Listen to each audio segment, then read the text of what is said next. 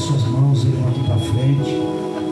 Pai querido, Pai amado, estamos mais uma vez na tua presença, Senhor. Pai, agora eu coloco o teu servo diante de ti. Verdade. Que não seja ele sobre esse altar, mas que seja o Espírito Santo de Deus sobre a vida dele, Senhor. Que ele venha trazer a tua palavra, que venha de encontro ao nosso coração. E que haja um lugar, Senhor, no nosso coração para receber a tua palavra nesta noite, Pai. E que nós saímos daqui saciados, Pai, nesta noite. Nós te agradecemos porque até aqui, Senhor, o céu já desceu sobre este ambiente. Pai, continua conosco. É o que eu te peço e te agradeço em nome do Pai, do Filho e do Espírito Santo de Deus. E todos dizem amém.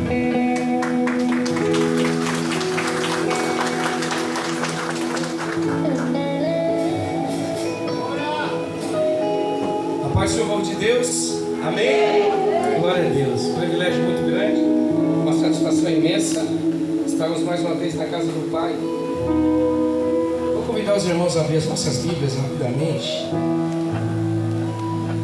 Depois nós vamos conversar e vamos pregar a palavra do Senhor Jesus. Lucas, Doutor Lucas, livro de Lucas, capítulo 22, versículo 39 em diante. Glória a Deus. 12 semanas de gratidão para 12 meses de bênção. Então, se é sobre gratidão, nós vamos pregar um pouco da história de Jesus nessa noite. Vamos trazer algo do céu dos nossos corações como presente vindo direto do Altíssimo. E saindo foi, como costumava, para o Monte das Oliveiras. E também os seus discípulos o seguiam. Quando chegou naquele lugar, disse-lhe: orai para que não entreis em tentação. Apartou-se deles a cerca de um tiro de pedra e pondo-se de joelho orava. Ele dizia: Pai, se possível, se queres, passa de mim esse cálice, e todavia que não seja feita a minha vontade, mas a tua. Então nesse momento apareceu um anjo que do céu desceu para confortar. E posto em agonia, orava mais intensamente, e o seu suor tornou-se em grandes gotas de sangue que corriam até o chão. E levantando-se da oração, foi ter com seus discípulos e achou-os dormindo de tristeza. Até aqui, meus amados, no nome de Jesus, pode se assentar. Glória a Deus. Nesse momento, eu peço que os senhores apresentem a Deus um culto de adoração, prestando atenção no que vai ser ministrado nesse altar. Nesse altar, nesse momento, vai ser ministrada uma palavra revelada pelo céu. Nesse altar, nesse momento, vai ser revelado algo divino, que você vai sair daqui, depois desses louvores. Nós já podíamos encerrar o culto, porque nós já estamos transbordando, mas o fogo vai descer nesse lugar. E o verdadeiro Pentecoste é aquele que acontece de dentro para fora, aquele que gera lágrimas nos olhos. Se não gerar lágrimas, é apenas barulho. Jesus está nesse lugar, olhando a Carla cantando e vendo a sua graça, a sua alegria. Ninguém sabe, mas alguns meses atrás, cerca de um ano, estava condenada à morte de câncer. Não tinha solução. Jeová entrou em cena, fez a obra, está curada e hoje canta cada vez mais para Jesus. Olhando para o Lucas, ele sentado, vendo ele cantando, tanto a Carla quanto o Lucas, o dom de louvar e de cantar, porque todos aqui são escolhidos por Deus para fazer. Se dedicam, passam 5 horas em estúdio, ensaiando para entregar o melhor para Jesus. Mas não só em estúdio, em oração, em monte, buscando o renovo de Deus. Olhando para o Lucas, nós vemos o jovem com talento do céu, mas a sua história, quando ele estava num momento de agonia, que tinha levado 2 ou 3 tiros, estava morrendo, entre o sangue escorrendo pelas suas veias no chão caído, ele disse: Deus, me dá mais uma chance, me dá mais uma oportunidade. E Deus deu oportunidade. Hoje ele é mensageiro de Deus através de canção. Então, se a gente começar, cada um que está aqui tem uma história. E é pela história que a gente vê o projeto de Deus.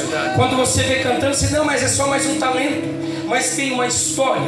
Olhando para quem vos fala nessa noite, um dia eu liguei para o pastor Marcelo. Ele sai daqui de Garupa para orar por mim lá em Joinville, porque eu estava vivendo depressão profunda. Mesmo sendo um pastor, eu pensei em tirar minha própria vida. Talvez vocês nunca ouviram isso do pastor, mas eu pensei em tirar minha própria vida, mesmo sendo um pastor, um pregador da palavra de Deus. Esse homem, sem titubear e sem pensar, estou indo para aí. Ia e orava por mim. Então, quantas vezes ele me chamar aqui, eu vou vir. Quantas vezes ele quiser a nossa ajuda aqui, nós vamos estar aqui juntos, não ajudando, mas servindo a Deus junto. Amém. Por quê? Porque Deus me tirou do lamaçal da tristeza, me fez passar por 6 meses, me levantou de novo e eu estou aqui pregando a palavra do Senhor Jesus. Existem processos na vida que a gente passa e a gente não entende. Deus nos prova, nos moe, quebra todos os ossos muitas vezes da gente, para nos fazer um vaso novo. Coloca um novo cântico em nossa boca e diz: a tua história continua. Você não pode parar. Então, quando Deus tem chamado, quando Deus tem um chamado específico na vida, na alma, para fazer algo para Deus, o inferno se levanta, mas ele se levanta para cair, porque nós estamos aqui em pé, louvando e exaltando o nome daquele que vive e reina para todo sempre.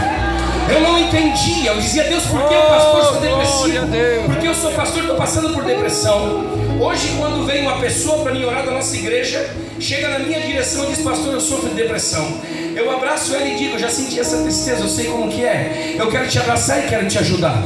Então eu entendo que muitas vezes Deus me fez passar por depressão, para mim entender essa doença na vida das pessoas, porque é a doença desse século. Para você que sofre de depressão, eu vou deixar uma notícia para vocês e abrir a mensagem.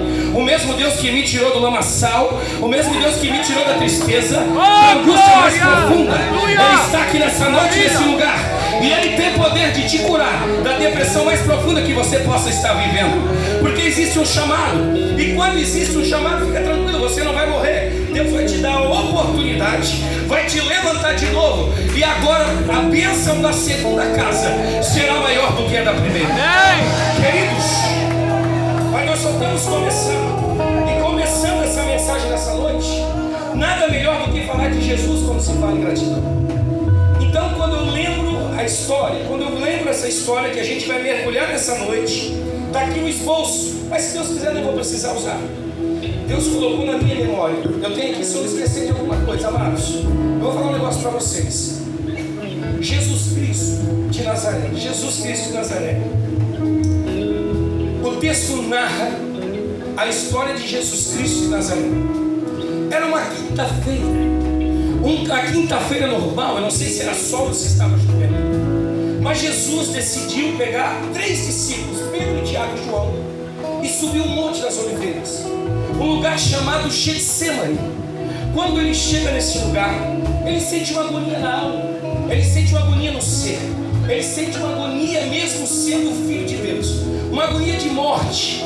E ele diz para os discípulos: fiquem aí orando aí, que eu vou orar um pouco mais para frente. E um pouco mais para frente ele começa a orar. E na sua oração profunda, ele começa a dizer: Pai, se for possível, Pai, se houver possibilidade, afasta de mim essa dor, afasta de mim esse cálice, mas que não seja feita a minha vontade, Pai, a não ser a tua. Quando ele começa a expressar, a palavra vai dizer que de repente Deus manda descer no céu um anjo.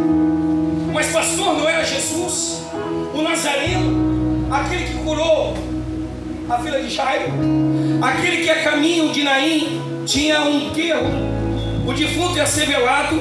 Jesus chega e diz: sai, levante-te, ressuscita jovem, ele levanta. Jesus, aquele que ora e diz: Lázaro, sai para fora, e de repente Lázaro, por 4 dias morto, sai para fora com vida. Mas agora ele está no Getsemane, numa quinta-feira. Está no Getsemane, só que de forma diferente. Getsemane era um lugar corriqueiro que ele subia para orar, mas dessa vez ele subiu diferente. Ele subiu muito triste, angustiado, porque o momento da sua morte estava chegando. Então ele diz: Pai, se for possível, afasta de mim esse cálice, mas que não seja feita a minha vontade, senão a tua.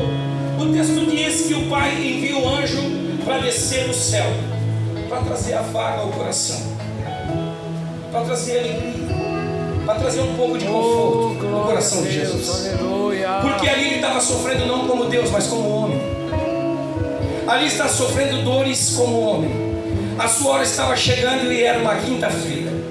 E o texto mais para frente vai dizer que enquanto ele orava, de repente ele começou a suar.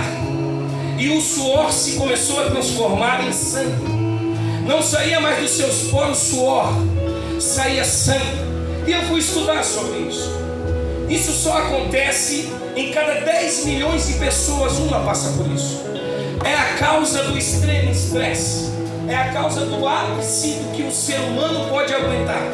Quando ele não aguenta mais, quando ele está para morrer do ápice do estresse, ele começa a verter sangue pelos poros. E o texto vai dizer que não só verte pelos poros, começa a escorrer pelo chão. Então nesse momento Jesus está sendo quebrado e começando pela mente. Nesse momento, na quinta-feira, antes da sua morte, ele está sendo quebrado e ele começa pela sua mentalidade. Ele começa sendo quebrado pela sua mente, pelo seu intelecto. E a sua mente está pesada. Ele está agoniado. E a agonia é tanta que acontece esse fenômeno. Esse fenômeno só acontece quando a glândula que separa o suor e o sangue é quebrada. Esse fenômeno só acontece quando essa glândula é rompida. Nesse momento essa glândula rompeu e Jesus começou a chorar. Jesus começou a lamentar. Jesus começou a pedir um pai, um auxílio e uma ajuda. Porque em nenhum momento ele quis usar o poder como Deus, mas ele quis se entregar, assim como o profeta Isaías disse que pelas suas pisaduras nós seríamos sarados, que ele levaria sobre si a nossa dor e a nossa cruz. Isaías vai dizer também que como cordeiro mudo ele foi levado ao matadouro. Ele não queria pedir para ser ligado. Ele até pensou: não, se eu agora pedir que desça os anjos do céu, desceriam legiões de anjos e me salvavam daqui. Mas eu tenho que passar por isso, e isso era quinta-feira. O sofrimento era tanto, o sofrimento era extremo. O sofrimento chegou numa capacidade que a ciência não consegue explicar. Essa glândula dentro dele explodiu, só que agora comecei a verter pelos poros. Imagina o senhor, pastor, ser tocado tanto, porque eu passei por depressão profunda, mas eu não suei pelos poros. Sangue. Imagina o senhor, de repente, uma angústia da vida começa a sair. O senhor conhece alguém? Alguém conhece alguém aqui da igreja que já suou sangue pelos poros? Mesmo sem levar uma chicotada, conhece alguém? Conhece? Porque ele não levou nenhuma chicotada até aqui. Até aqui foi na mente. Não levou um açoite até aqui. Mas a mente dele estava pesada. Eu quero que você entenda, para você entender o que é ser grato a Jesus. Se você não é grato, eu quero que você saia daqui grato essa noite. Eu quero que você entenda o sofrimento por trás dos bastidores. E nesse momento ele começa a ser grato. E ele começa a clamar. E ele começa a sentir a angústia da morte. A morte está chegando. A morte está perto. A angústia na alma é muito grande. A angústia no coração é muito grande. E não tem como escapar. Não tem como escapar porque ele já nasceu com esse projeto. Jesus é alguém, se você parar para pensar, que não teve adolescência. Porque na sua adolescência ele já sabia que ele ia morrer pela humanidade. Que não teve juventude. Porque na sua juventude ele já sabia que ia morrer pela humanidade. Ele ouvia as pessoas fazer plano, fazer carreira, casar, ter filhos. Mas ele não podia viver nada disso como homem. Porque ele veio para morrer por mim e por você numa cruz do Calvário. Ele não fez plano nenhum. Ele não fez plano nenhum. Ele não fez esboço de uma vida. Ele não tinha um quadro de sonhos. Ele não tinha esperança de viver toda a coisa. Porque ele sabia que ele veio para ser. Ele sabia que ele veio para morrer numa cruz, que era o meu e o seu lugar. E aí eu quero que você entenda agora, e mergulhe comigo nesse sentido aqui. Você imagina você viver uma vida inteira sabendo que os seus 33 anos de idade você vai ter que se entregar a uma morte de cruz. E de repente, na quinta-feira, ele se levanta naquele momento ali, de um momento de tristeza, de angústia, de decepção. E ele sai em direção aos discípulos. E quando ele chega, ele vê os discípulos, o que, pastor? Dormindo. estavam cansados. Mas cansados por quê? Estavam cansados porque eram pescadores. Antes de ser chamados, eram os pescadores. E pescador tinha o costume de dormir de dia para pescar de noite. Vieram, andaram com Jesus, mas ainda continuavam com o costume dos velhos homens. Andavam com Jesus e caminhavam, mas os costumes ainda não tinham mudado. Talvez nós entendemos que andamos com Jesus, mas ainda continuamos fazendo coisas que não deveríamos fazer. Talvez andamos com Jesus e achamos que só por andar com Ele é o suficiente, mas ainda não se libertamos dos velhos homens. Talvez andamos com Jesus e achamos que andar com Ele está tudo certo, mas um pouquinho do velho homem ainda nos prende no mundo. Mas nessa noite Jesus mandou dizer para você: se liberta desse velho homem e venha viver o extraordinário do Pai. Venha viver o extraordinário dele, porque Ele tem vida com esperança para você. E aí a gente começa a mergulhar no texto e a gente olha aqueles discípulos agora assustados. E Jesus disse: nenhuma hora pode vigiar comigo, nenhuma hora pode orar comigo. E nesse momento ele sai um pouco mais para frente e de repente chega uma comitiva. E dentro dessa comitiva vem correndo alguém.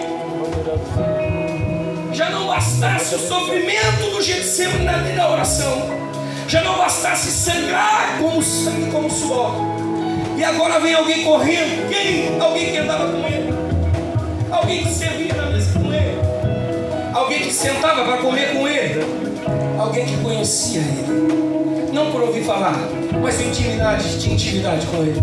Chega e larga um beijo para você. Dá um beijo. Jesus olha para ele com um olhar de compaixão e diz assim: amigo, aqui mesmo. porque em nenhum momento Jesus, sabendo que era o beijo da traição, ele não xingou, ele não falou nada. Ele disse: amigo.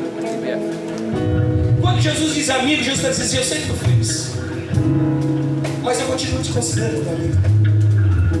Jesus manda dizer para você que Ele sabe o que você faz, Ele sabe o que você fez, Ele sabe o que você viveu, mas essa noite Ele te chama de amigo. Oh, glória a Deus. Obrigado, amigo. Obrigado. As coisas velhas se passaram, amigo. Verdade. Eu tenho uma vida nova para você. Eu tenho algo extraordinário para a sua vida. Eu tenho um momento novo que você pode viver como você nunca viveu antes. E aí quando larga um beijo nele, dando sinal que era ele o Cristo, ele é preso. Chegam até ele e perguntam, e ele diz: sou eu. Ele sabia que ia se entregar naquele momento, ele já estava pronto a se entregar. Mas analisa comigo, vamos pensar junto. Judas vendeu Jesus por 30 moedas de prata. 30 moedas de prata naquela época era o valor de se comprar um escravo comum. Você pode estudar sobre isso. Na época em que Jesus foi vendido por 30 moedas de prata, era o valor que se pagava pelo escravo comum. Jesus foi vendido a preço de escravo comum. E hoje mais ou menos seria quantia de $1.200. O nosso mestre foi traído por $1.200, preço de um escravo comum. E quando ele sai daquele momento ali, ele é levado a Anás e Caifás. Quando Anás e Caifás vê a história, ouve a história, chega à conclusão que ele tem que ser condenado. E a condenação por quê? Qual é a condenação? Por blasfêmia, por dizer que era filho de Deus vivo. Apenas por dizer isso. Mas Anás e Caifás não tinham o poder de crucificá-lo. Levaram ele a Pôncio Pilatos. E quando Pilatos olha a causa, Pilatos diz: nós não podemos fazer nada. Qual o mal que ele fez? A esposa de Pilatos tem um sonho e diz que ele é do Espírito Santo. E Pilatos tem um medo, então manda levar Herodes. Herodes olha a causa e diz assim: eu não posso fazer nada. E volta para Pilatos. E quando volta para Pilatos julgar de novo a causa, Pilatos diz: eu não vou julgá-lo. Mas agora quem vai julgar é o povo. Quem vai julgar é o povo. Então nesse momento é dado o julgamento ao povo. E agora o julgamento ele vai correr de uma forma onde o povo vai decidir qual o destino desse ser chamado Jesus. Então o povo agora vai dizer, o povo conversa e chega no veredito. O veredito é: pode matá-lo. Ele foi julgado pelo povo. E o povo disse: pode matá-lo. Que povo era esse? O povo que enxergava, o povo que acompanhava, o povo que andava atrás, um povo que viu milagres, um povo que viu seu poder, um povo que conheceu pela fama que ele tinha, um povo que conhecia o poder de curar os cegos, dar vida para quem não tinha e só fazer o bem. Esse povo agora julga e diz que tem que ser crucificado. E aí eu chego a outra conclusão, que só estar andando de longe não é o suficiente, porque quem anda de longe a qualquer momento pode trair. Oh, glória a Deus. Deus não chama para andar de longe, Deus te chama para andar de perto. Andar de longe é quem não tem intimidade. Quem anda longe não conhece. Quem anda longe não conhece o poder. Quem anda longe não sabe o poder. Glória a Deus. Quem anda longe não chora na presença dele. Quem anda longe não ora na madrugada. Quem anda longe não tem intimidade, sente a sua presença. Quem anda longe dele é comum, mas quem anda perto dele,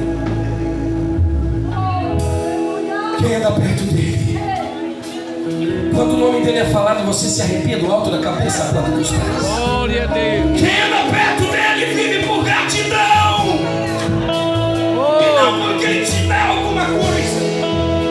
Porque se hoje ele não entregasse mais nada, nós tínhamos que morrer sendo gratos, porque nós temos o dom da vida e esse é o suficiente. Maravilhoso é o Senhor. Nós temos o dom da vida e esse é o suficiente. Verdade, Jesus, é verdade. Quem tem intimidade, Verdade. quer conhecê-lo, anda perto. Pega na mão dele, pega do lado. Vocês vão andar junto, Jesus. Eu não quero mais andar sozinho. Andar sozinho não tem graça. Andar sozinho em qualquer momento você vai cair. Verdade. Andar sozinho sem Jesus é não ter um porto seguro para correr. Andar sem Jesus é não ter para onde correr na hora da dificuldade da doença. Você não tem um porto seguro, mas andar com Jesus na hora que a doença vem, você dobra o joelho e você diz: Deus, todo mal. Obrigado, Deus. Aí ele levanta do trono.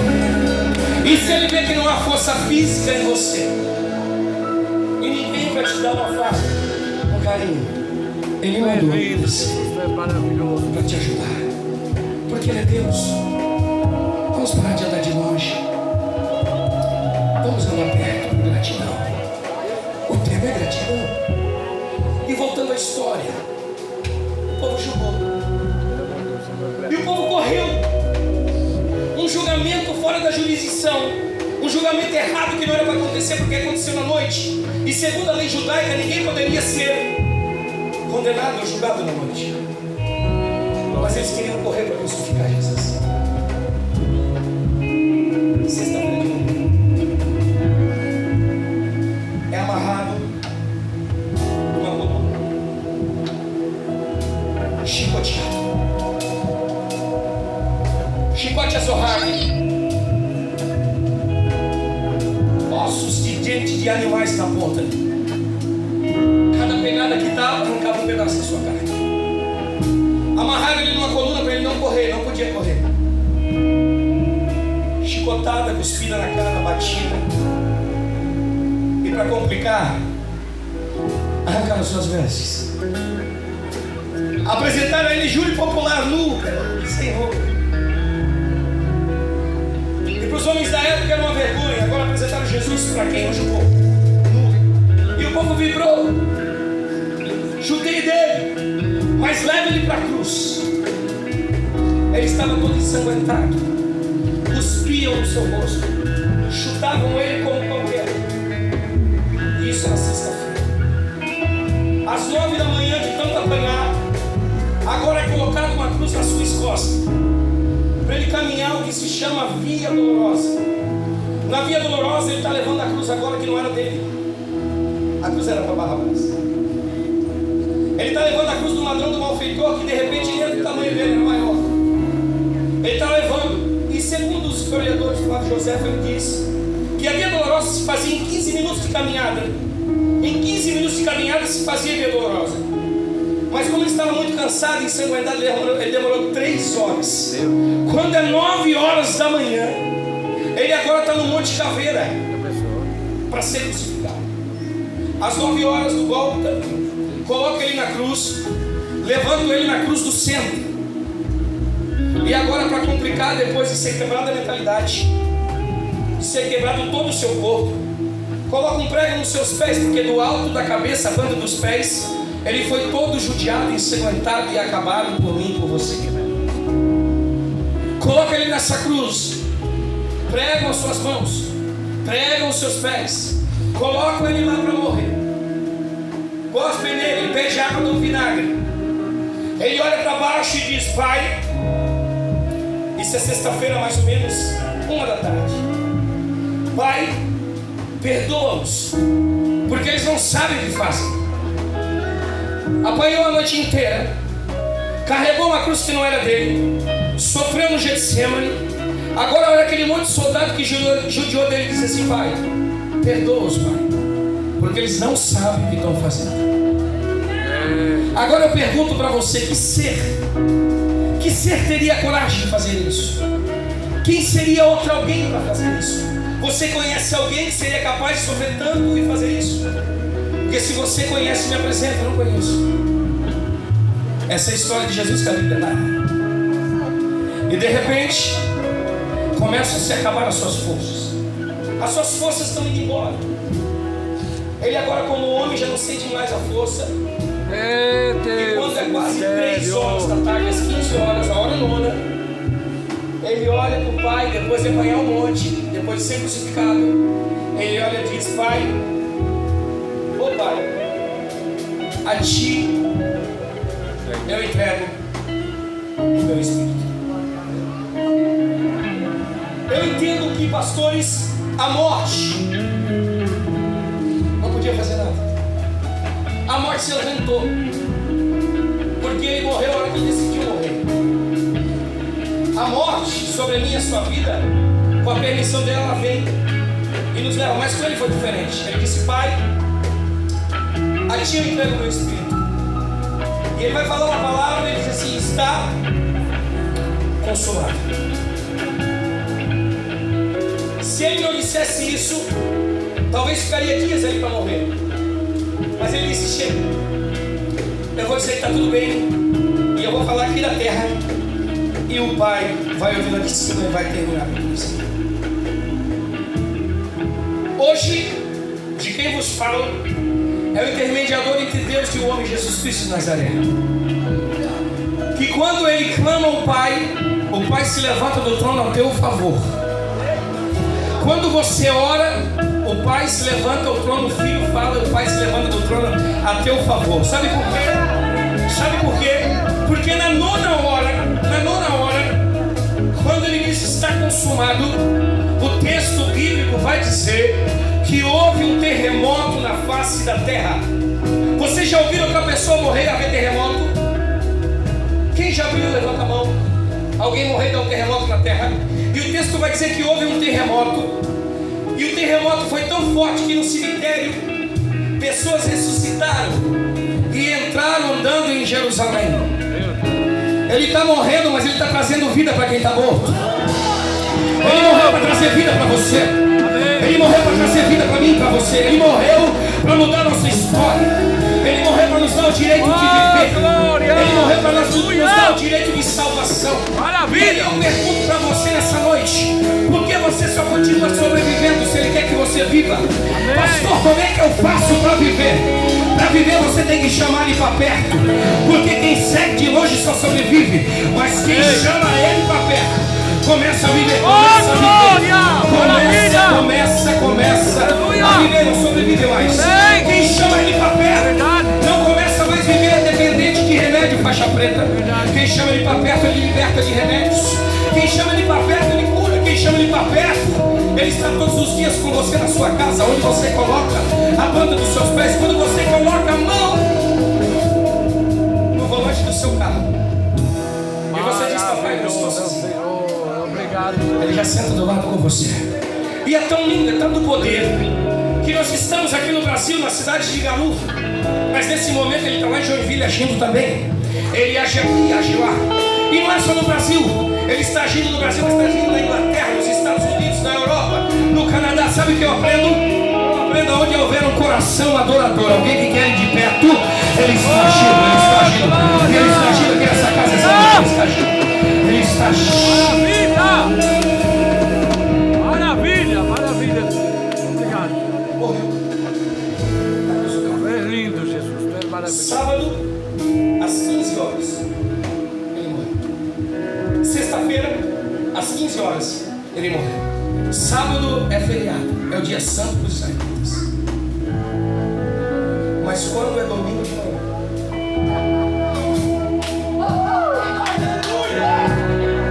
domingo de manhã, eu não sei se era sol, eu não sei se era chuva, eu não sei qual a condição climática, eu não sei quando as pessoas estavam indo. Alguns talvez estavam passeando, alguns às vezes estavam em algum lugar, mas no domingo de manhã, Glória a Deus, aleluia. que domingo é esse? Louvado é o teu nome. Domingo de manhã, depois de sábado, agora domingo de manhã, Maria Madalena vai no sepulcro. É Deus, que mistério. E agora eu quero desafiar para quem não acredita em Jesus. Porque as pessoas dizem, mas Buda foi Deus. Mas se você pegar um avião agora aqui e viajar lá para a Ásia, você vai ver o túmulo de Buda aqui, já Buda enterrado e não foi ressuscitado. Aí os muçulmanos adoram Maomé. E Maomé também é um grande Deus dos muçulmanos. Mas se você for na Índia, Maomé está enterrado aqui, já nos seus ossos. Mas se você fazer o que Maria Madalena fez, se você fizer o que Maria Madalena fez, nesse domingo de manhã, e lá no sepulcro agora em Jerusalém, você vai ver escrito assim, ó: aqui morreu Jesus Cristo de Nazaré, foi enterrado, mas no terceiro dia ele ressuscitou dos mortos. Ele não está mais Glória! ele não Maravilha! está mais aqui. Aleluia! Ele não está mais aqui. Amém! Ressuscitou. Glória a Deus! Ao terceiro.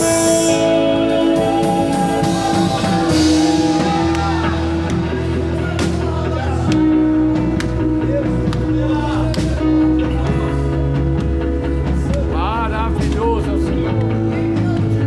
Maria Madalena chega no túmulo.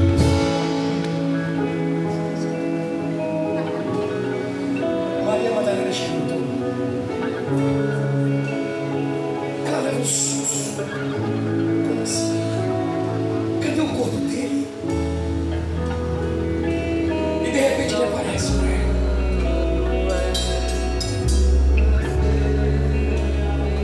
Ele aparece para ela. Não temos, Maria. Sou eu. Sou eu, Jesus. Aí a história conta que a caminho de Emaús e a dois caminharam.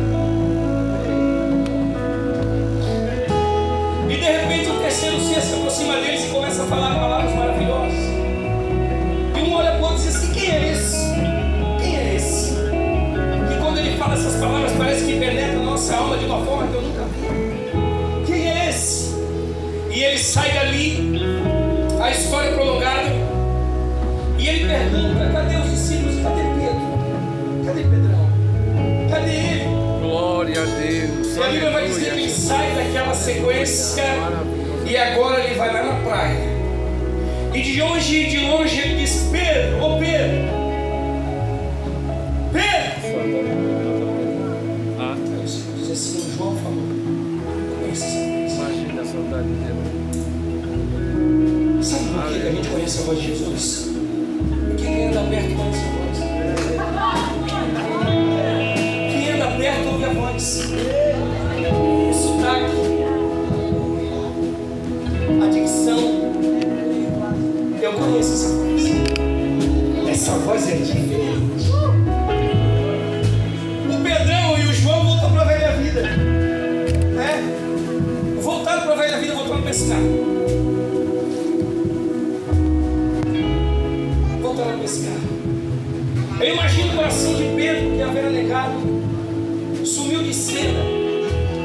João ficou até os últimos minutos debaixo do Deus, olhando para cima, o discípulo que ficou. Mas eu fico imaginando Pedro. Ele não perguntou para o João, ele perguntou para o Pedro. Talvez você está aqui nessa noite e você diz: eu não mereço tudo isso. Não é sobre merecer. Aleluia, Jesus. É sobre ser Obrigado, livre. Senhor. Ninguém merece a graça nos alcançou. Ninguém merece. Não é sobre merecer, porque por meritocracia ninguém estaria aqui, mas pela graça que nos dá a oportunidade de todos levantar de uma cama e dizer: Jesus, a tua graça me deu a chance de respirar de novo. Muito obrigado, é pela graça, não é pela meritocracia. Talvez você entrou aqui dentro e você disse assim: eu não mereço estar aqui dentro. Eu não mereço a oportunidade. Verdade. Eu não mereço voltar, porque eu já fui, já saí. Eu já fui, já saí. Eu já fui, já saí. Mas existe uma voz nessa noite, nesse lugar, que me chama pelo nome. Existe uma voz que não é uma voz humana. É uma voz diferente que te chama. Te chama pelo nome. Amém. Bem-vindo, Jesus. E talvez se ele tivesse me chamando dizendo: Michael! Glória a Deus. Ô Michael! Não é sobre meritocracia, é sobre graça, meu filho. Se fosse por mérito, ele não ia buscar Pedro, um traidor que negou. Se fosse por mérito, ele não chamava Jesus de amigo. Se fosse por mérito, ele não tinha voltado, porque praticamente todos abandonaram. Não é sobre mérito, é sobre uma graça. Verdade, Jesus. Que de graça foi nos dada. Verdade, Jesus. Uma graça que eu costumo dizer que não se compra em padaria, supermercado, não se compra nas maiores redes de farmácia do mundo. Uma graça que nem o Walmart, os maiores mercados do mundo, tem para vender.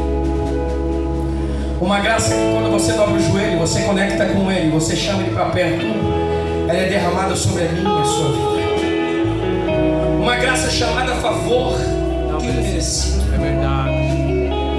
Aí ele ouve aquela voz: Glória, oh Glória, Glória. Glória a Deus. Ele ouve a voz. Eu conheço a voz. Aí Pedrão estava praticamente pelado, o texto vai dizer. Ele fica com vergonha. Maravilhoso. Se tivesse sair correndo. E é tão bacana que Jesus já espera eles na areia da praia. Mas ele não tinha pescado nada. Jesus já chega dando dica. Porque quando Jesus chega na tua vida, Ele não quer saber se você está quebrado, falido. Ele não quer saber se você está morto ou ruído.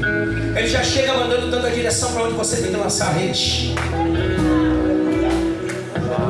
Pega quem quiser. Não é sobre meritocracia, é sobre graça. Ele olhou para os discípulos e disse assim: ei, faz o seguinte.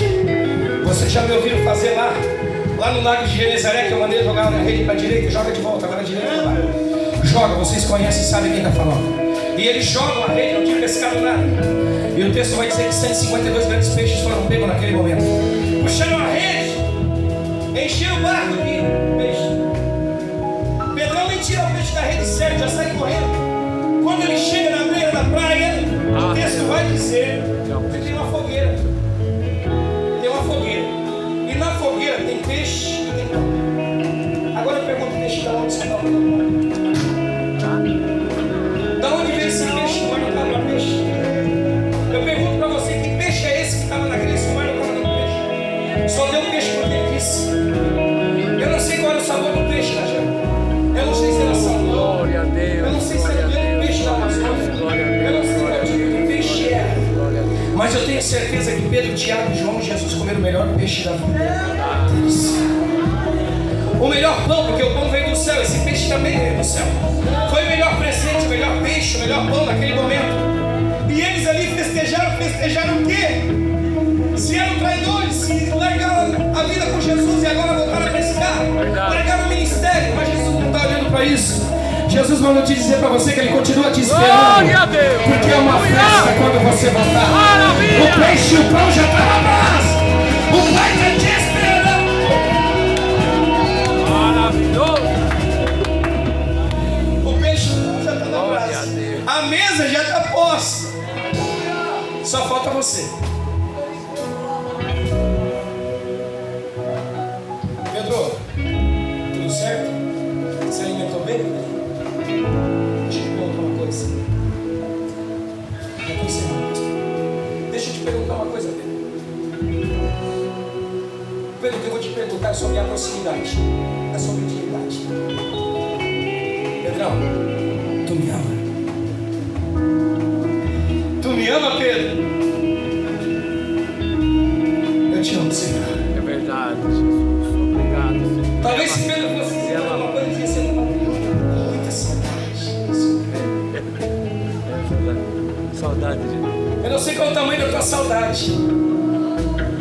Eu não sei qual é a dimensão da saudade que você tem de Jesus. Oh, mistério de Deus. Eu não sei qual é a saudade que você tem dele. Aí perguntou de volta: Pedro, tu me amas? Te amo, Senhor. É verdade. Apacenta meus ovelhas. Apacenta meus ovelhas. Cuida das minhas almas. Obrigado, Senhor. Cuida, Pedro. Obrigado, Jesus. E pela terceira vez ele pergunta: Pedro, tu me amas? Qual é essa história?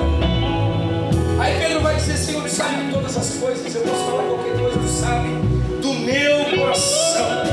O meu coração te diz, Senhor, que eu continuo te amando. E agora eu te amo mais do que antes, porque eu vi a falta que o Senhor me faz. Se você está com saudade de Jesus, hoje, Glória a Deus. Aleluia. hoje é dia de Maravilhoso é o Senhor. hoje é dia Amém, Jesus. Voltar. Aleluia. de volta. Obrigado, Senhor, por esta palavra. Ô Pedrão, Obrigado por tudo esta certo. palavra. O Obrigado. projeto é de pé, Pedro. Passando. Palavra, Jesus.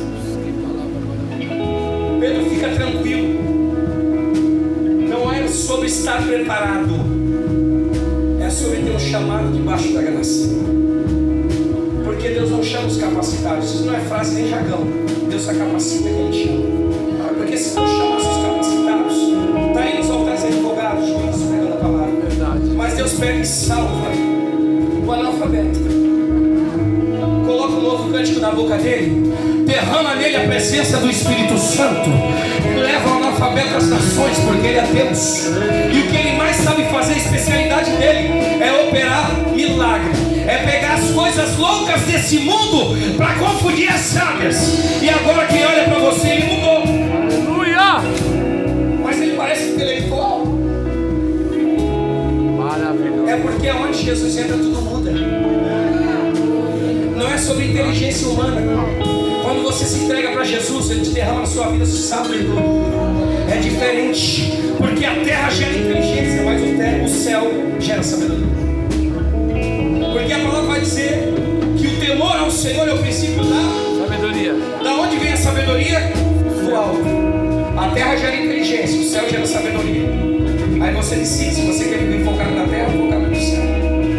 Inteligentes erram, tomam decisões erradas.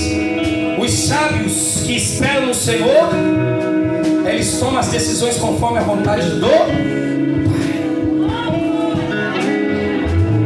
Pedrão, apacenta as minhas ovelhas.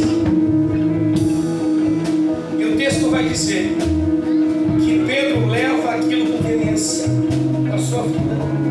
E agora ele começa a pregar.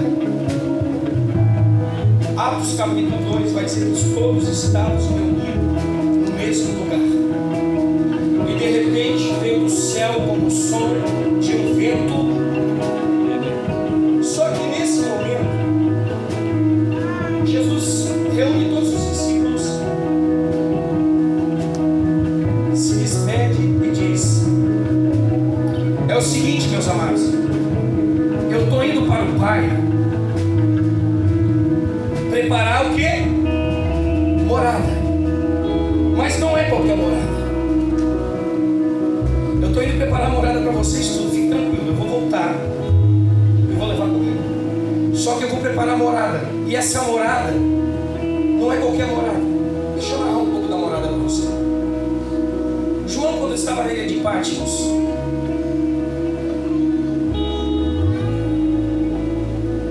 que o Domiciano mandou ele para lá, colocaram João para morrer. Esse mesmo João que estava perto da cruz, que estava lá pescando e comendo peixe na brasa, colocaram na ilha de Patmos para morrer. Jogaram ele no caldeirão, não morreu. Caldeirão quente, cheio de óleo, saiu sem queimar um período do corpo. Agora o Domiciano manda ele para Patmos. E em Patmos ele vai morrer. O Domiciano acha: abandone ele lá, uma ilha abandonada, vamos botar para morrer de depressão. Porque o diabo, quando não te mata no corpo, é que ele te mata na tristeza, na angústia. na alma, e você não entende o porquê, mas Deus me trouxe aqui nessa noite para dizer que existe um remédio, uma graça sobre a sua vida, descendo no céu sobre você nessa noite, que transforma a tua mente, o teu coração, que a paz que excede todo entendimento invade a tua alma. Amém. João na ilha de Patmos, para morrer, de repente ele vê o céu aberto. O mesmo João da cruz, ele vê o céu aberto, e quando ele vê o céu aberto, pastor, ele vê uma porta no céu. E quando ele vê a porta, ele ouve uma voz: João, não tema, João. A João deitado para morrer, depressivo, angustiado talvez. Ele disse: João, olha para trás. Aí quando João olhou para trás, João viu um ser, que ele narra, que ele diz que os seus pés eram como latão reluzente.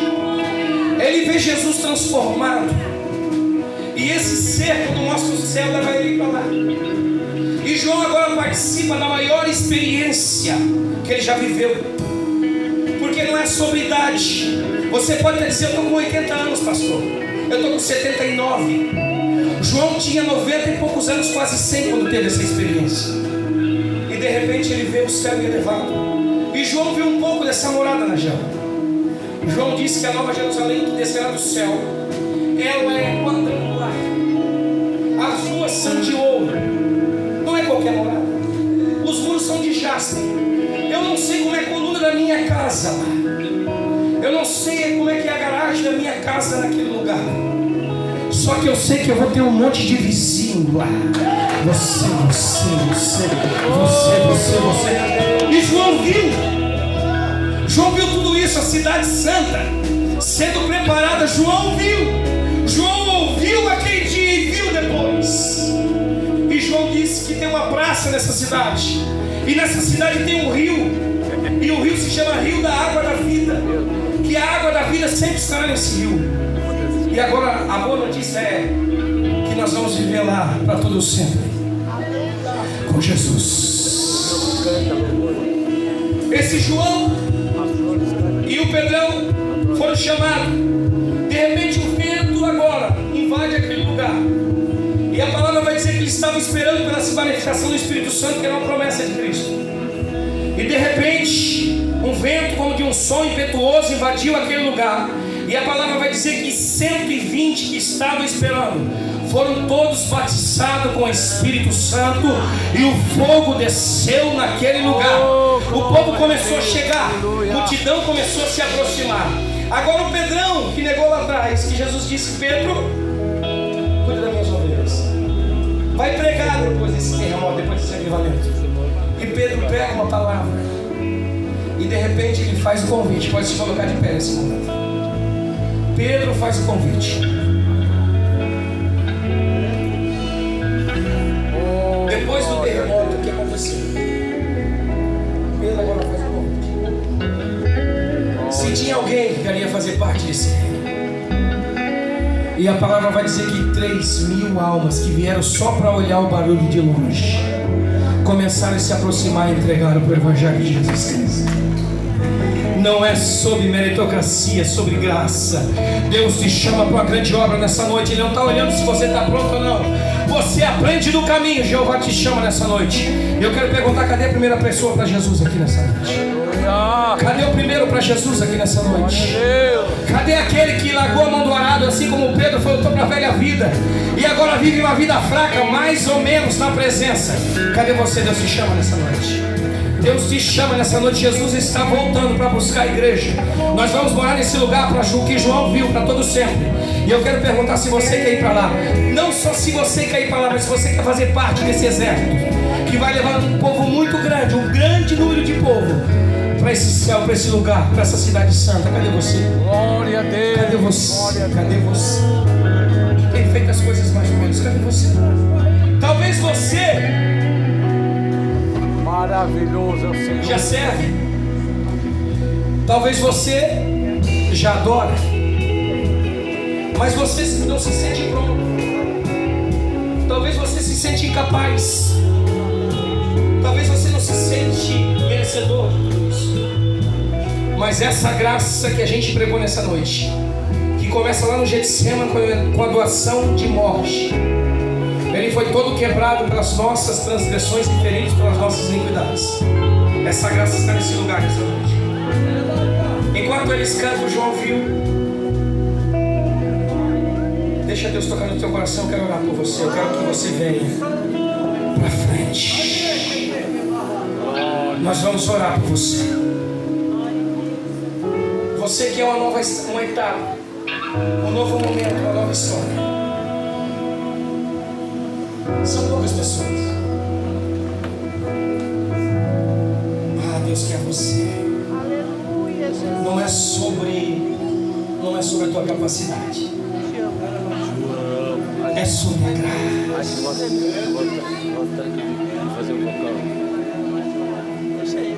E é tão lindo que ele ressuscitou no terceiro dia e ele está aqui nessa noite andando no meio de nós. A sua palavra diz: onde houver 2 ou 3 reunidos em meu nome, eu estarei no meio. Jesus está aqui nessa noite. Jesus está aqui.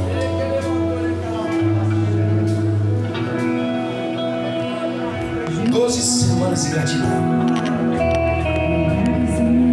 Para 12 meses de bênção. Cadê você? Cadê você que leva uma vida comum, que não quer viver o extraordinário de Deus? Pastor, tá tudo bem? Tá legal, tá tudo bem, pastor, tá tudo bem.